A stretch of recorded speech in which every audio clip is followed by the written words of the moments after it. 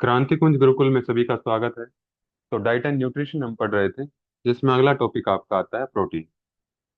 Fat के बारे में, कार्बोहाइड्रेट के बारे में हम चर्चा कर चुके हैं अभी तक। उससे अगला टॉपिक आता है ये आपका। तो चलिए शुरू करते हैं। तो कुछ बेसिक्स हैं प्रोटीन का, जो हम पढ़ के आए हैं पीछे भी, कि जैसे 1 ग्राम जो फैट थी, उसमें आपको लगभग 9.2 9.3 किलो कैलोरी आपको एनर्जी मिल जाती है।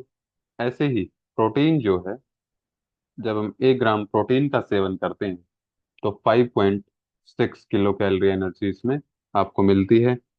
और जैसे कि फैट का हमने देखा था कि लगभग 15% बॉडी में क्या होती है, फैट, ओवरऑल फैट होती है।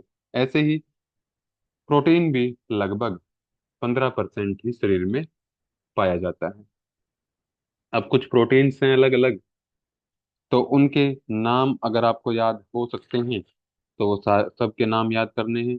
और सबके सब ना हो तो कुछ इंपॉर्टेंट मैं आपके मार्क करवाऊंगा, वो आपको याद करने हैं। तो पहले आता है मसल प्रोटीन, की मांसपेशी में जो प्रोटीन होता है वो मेन प्रोटीन होता है मायोसिन।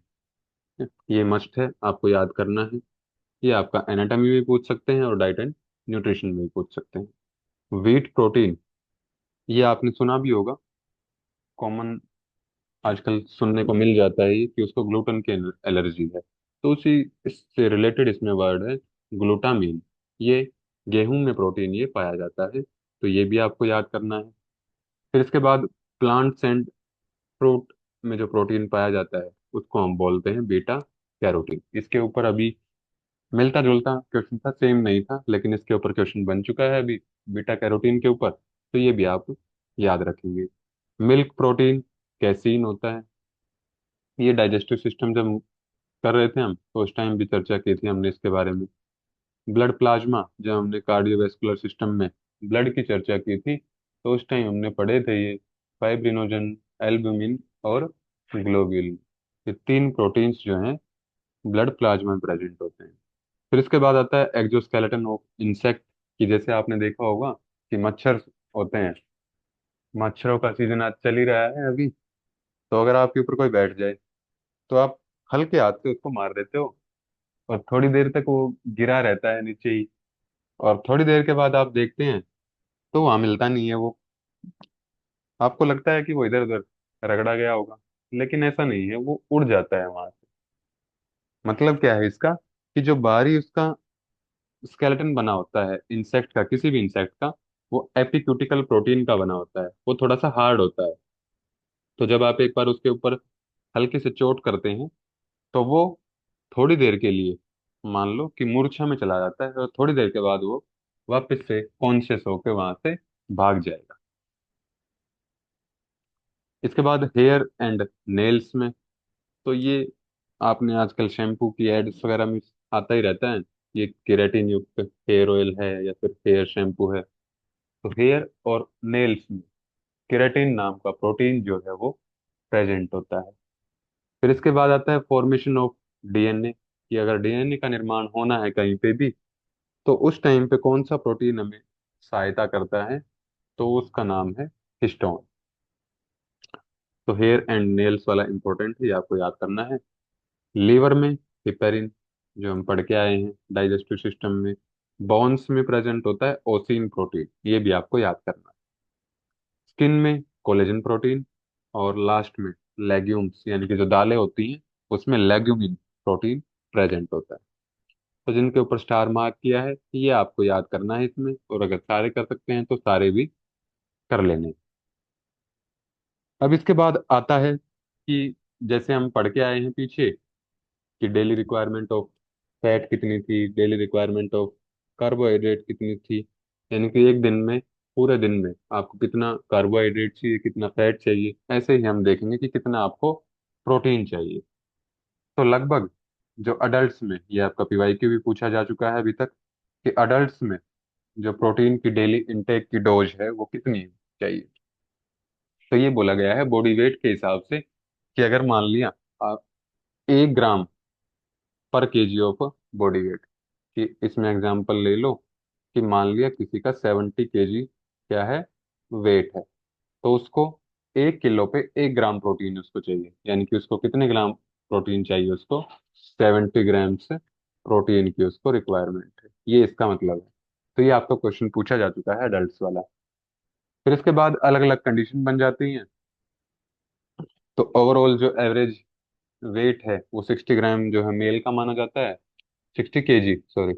तो 60 ग्राम्स उनका वेट मेल में हो जाएगा डेली की रिक्वायर्ड। फीमेल का 50 kg थोड़ा सा एवरेज वेट माना जाता है, तो इसमें 50 ग्राम्स जो है फीमेल्स को डेली जरूरत होती है प्रोटीन की।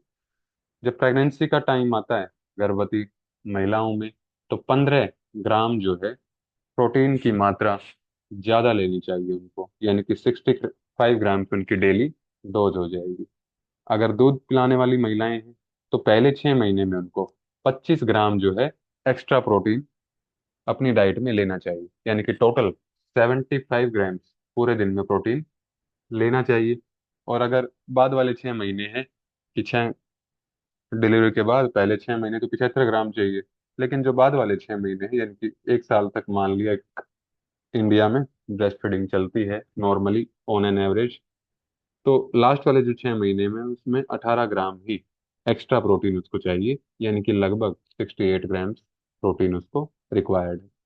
अगर बच्चा है पहले 6 महीने में, जन्म से लेकर पहले 6 महीने में, तो उसको रिक्वायरमेंट होती है 2.05 ग्राम्स की। और 1 साल तक का जब हो जाता है वो, तो ये आपका है 1.6 ग्राम। ठीक है, तो ये है अलग अलग एज ग्रुप के हिसाब से डेली रिक्वायरमेंट ऑफ प्रोटीन। तो इम्पोर्टेंट है ये, इसके ऊपर क्वेश्चन अभी तक अडल्ट्स वाला बन चुका है, और ज्यादातर चांसेस हैं कि अब जो रिपीट होगा। ठीक है, मान लिया अगर इसी स्लाइड से अगर क्वेश्चन बनना हुआ प्रोटीन की रिक्वायरमेंट का, तो या तो आपको प्रेगनेंसी से पूछेगा या फिर लैक्टेशन से आपसे पूछ सकता है इसमें। ठीक है, तो ये दो इंपॉर्टेंट पॉइंट्स इसमें बनते हैं। तो ये हिंदी में है, तो हिंदी में भी देख सकते हैं जिसका हिंदी मीडियम है, तो यहाँ पे भी चेंज कर लेंगे, ये 1.6 है।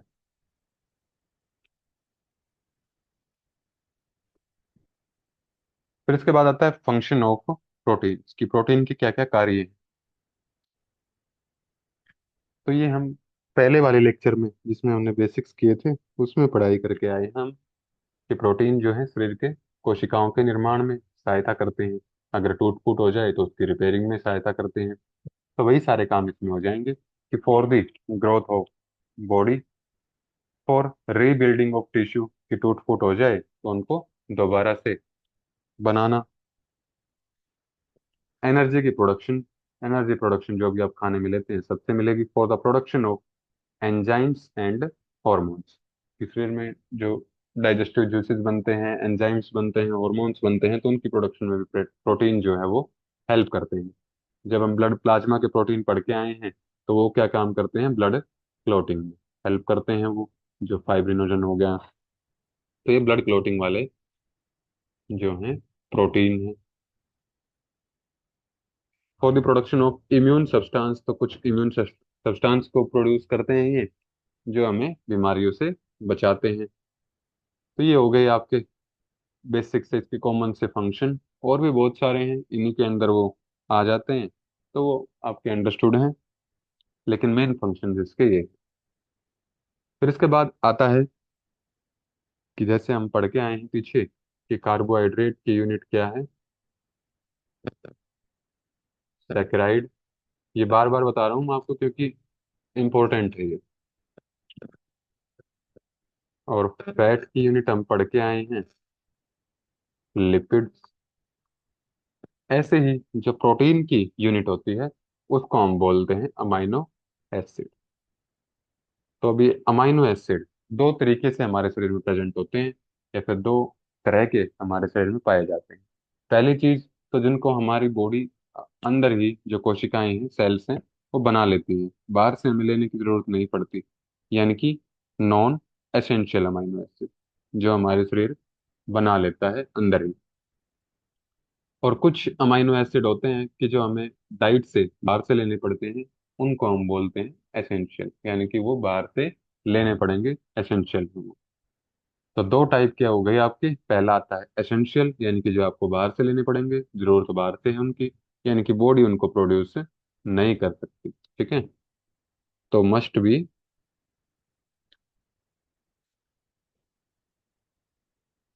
टेकन इन डाइट, तो डाइट में हमें लेना है। फिर दूसरा है नॉन एसेंशियल, ये हमारी बॉडी जो है प्रोड्यूस कर सकती है शरीर में, यानी कि नो नीड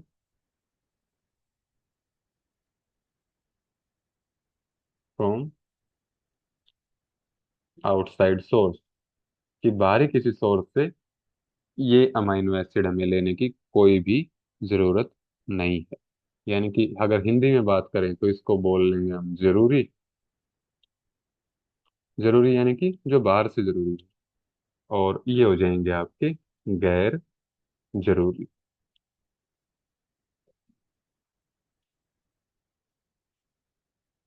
तो ये दो टाइप के आपके अमाइनो एसिड आते हैं। अब पहला क्वेश्चन इसमें बनता है आपका कि यूनिट ऑफ प्रोटीन क्या है, तो अमाइनो एसिड है। दूसरा आता है कि अमाइनो एसिड की संख्या कितनी है। तो किसी किसी बुक में आपको 20 मिल जाएगी, किसी किसी में 22, लेकिन जो एक्चुअल इसकी वैल्यू है वो 22 ही आप मानेंगे।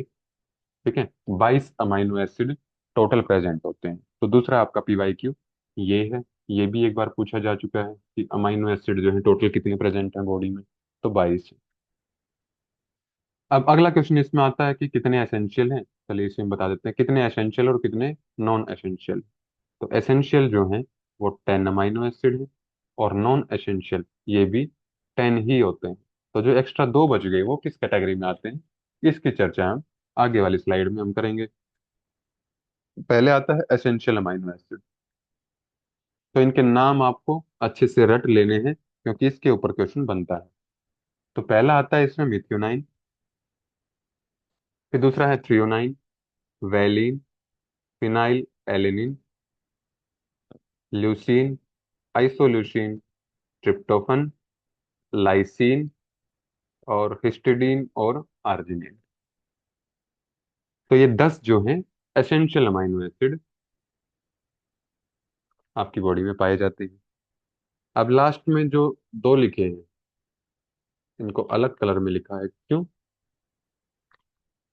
क्योंकि इनमें एक स्पेशल प्रॉपर्टी है, और वो क्या है कि जब बच्चे होते हैं, कि हम छोटे होते हैं, बच्चों में बच्चों का शरीर इन दो को प्रोड्यूस नहीं कर सकता, यानी कि ये आपको बाहर से लेने की जरूरत पड़ेगी, यानी कि ये एसेंशियल अमाइनो एसिड की कैटेगरी में आते हैं। लेकिन जैसे जैसे हम बड़े होते हैं और अडल्टहुड में पहुंच जाते हैं, यानी कि वयस कम हो जाते हैं, अडल्ट, तो अब हमारी बॉडी जो है ये दो अमाइनो एसिड प्रोड्यूस करना स्टार्ट कर देती है। तो इसलिए ये नॉन एसेंशियल की कैटेगरी में फिर चले जाते हैं। Non essential amino acid adults में हम बोलेंगे इनको। ठीक है, तो ये एक स्पेशल प्रॉपर्टी है इसमें, तो ये आपको ध्यान रखना है। अब इसके बाद, और ये नाम सारे के सारे आपको याद रखने हैं, क्योंकि इसमें से क्वेश्चन आ चुका है कि आपसे पूछ रहा है कि निम्न में से कौन सा एसेंशियल अमाइनो एसिड नहीं है। तो उसमें फिर आपको ढूंढना पड़ेगा कि कौन सा एसेंशियल है, बचे हुए आपके नॉन एसेंशियल में आ जाए। तो ऐसे ही नॉन एसेंशियल ये भी आपके 10 होते हैं संख्या में। ठीक है, तो कौन से हैं ये? तो एलेनिन, सिस्टीन, एस्पार्टिक एसिड और ग्लूटामिक एसिड। ठीक है, अब दो तो आप इसमें याद कर ही सकते हो कि एसिड जो हम एसेंशियल अमाइनो एसिड करके आए हैं उसमें किसी के भी पीछे एसिड नहीं लगा था, तो जिसके पीछे एसिड लगा है मतलब वो नॉन एसेंशियल में आएगा। फिर अगला आता है इसमें ग्लाइसिन, फिर है serine, tyrosine, proline, glutamine, asparagine, और लास्ट में वही दो, आर्जिनिन और हिस्टिडीन। तो ये 10 तो आपके आ गए नॉन एसेंशियल में, और दो यहाँ वही लिखे हैं जो अडल्ट्स में नॉन एसेंशियल की कैटेगरी में चले जाएं। तो ये दोबारा से मेंशन कर देते हैं यहाँ पर कि बच्चों में जो है बच्चों का शरीर इनको नहीं बना सकता, तो ये बाहर से आपको लेने पड़ेंगे, यानी कि बाहर से इनकी ज़रूरत है, तो एसेंशियल अमाइनो एसिड। और जब अडल्ट हो जाएंगे, वयस्क हो जाएंगे, तो बॉडी अंदर ही इनको प्रोड्यूस करना स्टार्ट कर देती है, यानी कि नॉन एसेंशियल अमाइनो एसिड की कैटेगरी में आ जाएंगे।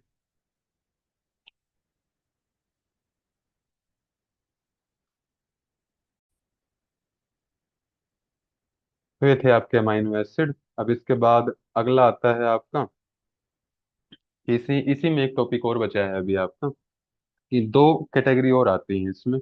एक तो अमाइनो एसिड है, तो जो ग्लूकोज की फॉर्मेशन में आपकी हेल्प करेंगे, तो उनको हम बोलते हैं ग्लूकोजेनिक अमाइनो एसिड। तो ये क्वेश्चन भी एक बार बन चुका है, तो इस स्लाइड को भी आपको अच्छे से याद कर लेना है। तो ग्लूकोजेनिक जो अमाइनो एसिड है, ये आपके तीन होते हैं, यानी कि जो ग्लूकोज के निर्माण में सहायक होते हैं, helps in the production of glucose. कौन से हैं ये? सिस्टीन, एलेनिन और मिथ्योनाइन। इसको आप कैम से याद कर सकते हैं, CAM। ठीक है। तो सी से सिस्टीन, ए से एलेनिन और एम से मिथ्योनाइन। तो ये तीन के तीन अमाइनो एसिड आपको अच्छे से रट लेने हैं। फिर दूसरे आते हैं कीटोजेनिक, यानी कि जिसमें कीटोन ग्रुप होता है, यानी कि लिपिड्स से रिलेटेड जो है, फैट से संबंधित जो है, यानी कि जो help in the production of fatty acid. तो ये वाले जो होते हैं, ये आपके कीटोजेनिक चार होते हैं। ये थोड़े से सिंपल हैं, ल्यूसीन और आइसोल्यूसिन, ये लगभग से एक जैसे नाम है। फिर एक बच गया आपका फिनाइल एलेनिन और टायरोसिन। तो ये चार अमाइनो एसिड कीटोजेनिक में आते हैं। तो ये थे आपके अमाइनो एसिड्स। अब इसके बाद आते हैं कि अलग अलग फूड्स में जो प्रोटीन की वैल्यू है वो कितनी है। जैसे कि सबसे ज्यादा जो लिखा है इसमें, वो लिखा है मछली का, कि अगर 100 ग्राम्स आप खा लेते हैं तो 21.8 ग्राम्स आपको प्रोटीन मिलेगा। मीट अगर खाते हैं तो 19.8, लीवर अगर खाते हैं तो 19.3, अंडा अगर खाते हैं तो 13.3, गेहूं का आटा अगर खाते हैं तो 12, बाजरा अगर खाते हैं तो 11.6, मक्का अगर खाते हैं तो 11.1, और मैदा अगर खाते हैं तो 10.2। तो ये इसमें अलग अलग जो है प्रोटीन की मात्रा है। ये इंपॉर्टेंट नहीं है आपका। इसके बाद जो हम डिस्कस करेंगे कि अलग अलग खानों में जो प्रोटीन की वैल्यू है वो कितनी है। ठीक है, जैसे अगर फ्रूट्स की बात करें, तो सबसे ज्यादा जो फैट प्रेजेंट होती है वो होती है एप्पल में, सेब में। तो यही आपको इसमें याद रखना है पहली चीज तो। जैसे हमने फैट में, कार्बोहाइड्रेट में किया था, कि जो सबसे पहले वाले थे मैक्सिमम वाले, वो आपको याद करने हैं। तो एप्पल में आपका 1.3 जो है प्रोटीन प्रेजेंट होता है, बनाना में 1.1, अमरूद में 0.9 और मैंगो में 0.6। तो ये है आपका फ्रूट्स। फिर इसके बाद आता है मिल्क और मिल्क प्रोडक्ट्स। इस सबसे ज़्यादा जो प्रेजेंट होता है वो होता है जो खोया निकाल लेते हैं हम दूध से, और इसमें लगभग 20.1 इतना जो है प्रोटीन प्रेजेंट होता है। इसके ऊपर एक PYQ बन चुका है आपका, लेकिन उसमें खोया ऑप्शन में नहीं था, उसमें आपका भैंस का दूध ऑप्शन में दिया हुआ था, और बाकी यही ऑप्शंस थे। तो भैंस के दूध में अब सबसे ज्यादा दूसरे नंबर पर प्रोटीन प्रेजेंट होता है। कितना? 4.3। बकरी के दूध में 3.6, दही में 3.2, और गाय के दूध में भी दही जितना ही प्रेजेंट होता है, 3.2। ऊँटनी के दूध में 3.1, और जो मानव दुग्ध होता है, ब्रेस्ट मिल्क होता है, उसमें 1.1। फिर इसके बाद आती है वेजिटेबल्स। तो इसमें मूली की पत्ती में सबसे ज्यादा जो है प्रोटीन प्रेजेंट होता है। कितना? तो लगभग 2.7। फिर इसके बाद आता है फूल गोभी में 2.6, पालक में 2.0, मेथी में भी 2.0, चकुंदर में 1.7, 1.6, 1.2, प्याज में, और 0.9 गाजर में। तो ये ऊपर वाली सीक्वेंस आपको याद रखनी है, जो आपका टाइपिंग में जो नोट्स हैं, टाइप जो नोट्स नोट्स हैं, वो आपको याद करना है। ठीक है। फिर आगे आता है दाल में। तो दाल में सबसे ज्यादा जो प्रेजेंट होता है प्रोटीन, वो मसूर की दाल में प्रेजेंट होता है, और कितना, लगभग 25.1 ग्राम्स। उड़द की दाल में 24.5, मूंग की दाल में 24.5, अरहर में 22.3, और चने की दाल में 10.8। तो 10.8 ही प्रेजेंट होता है चने की दाल। फिर इसके बाद आगे आता है फलियां। तो इसमें सोयाबीन में सबसे ज्यादा जो है प्रोटीन प्रेजेंट होता है। ठीक है, और फैट में भी हम करके आए हैं कि सोयाबीन में सबसे ज्यादा प्रेजेंट होता है, तो लगभग 43.2, काले चने में 24.0, राजमा में 23, और मटर में 19.7। तो ये पहले पहले वाले तो आपको अच्छे से याद कर लेने हैं, मैक्सिमम इसी में से क्वेश्चन बन जाता है। फिर इसके बाद आता है ड्राई फ्रूट्स। इसमें जो है मूंगफली में सबसे ज्यादा प्रोटीन प्रेजेंट होता है अगर हम बात करें ड्राई फ्रूट्स की, तो लगभग 31.5। तो काजू में 21.2, बादाम में 20.8, तिल में 18.3, अखरोट में 15.6। जो सूखा नारियल है उसमें थोड़ा सा प्रोटीन ज्यादा होता है, ताजा नारियल में प्रोटीन कम होता है। तो ये थे आपके protein value in different foods. तो अच्छे से इसको, इसी स्लाइड से मैक्सिमम क्वेश्चन बनते हैं आपके। ठीक है, थोड़ा सा जो ट्रिकी क्वेश्चन बनेगा वो इस स्लाइड से आपके क्वेश्चन बनते हैं। अब आती है कि मान लिया प्रोटीन आपने ज़्यादा खा लिया तो क्या बीमारी होगी, और कम खाया तो क्या बीमारी होगी। तो कम खाएंगे डेफिशिएंसी से, तो ये जो बीमारी है इसको हम बोलते हैं क्वाशियोरकर, और ये है मेरास्मस, और इसको हम बोलते हैं कैकेक्सिया। ठीक है, तो ये सारी जो है प्रोटीन की डेफिशिएंसी से पाचन होगा नहीं उसका अच्छे से। तो लेकिन ये प्रोटीन एनर्जी माल न्यूट्रिशन में ही आती है, PEM, ये दो बीमारी है। ठीक है, तो इसमें जो पेट फूल जाता है और इसमें बिल्कुल हड्डी निकल जाती है मैरास्मस में। ठीक है, तो बस आपको नाम इसमें याद रखने हैं कि लगभग 5 साल से, अगर 5 साल तक की उम्र है, जन्म से 5 साल तक की, तो उसको क्वाशियोरकर मेनली होती है, और 5 साल से बड़ा है तो उसको मैरास्मस मेनली होती है।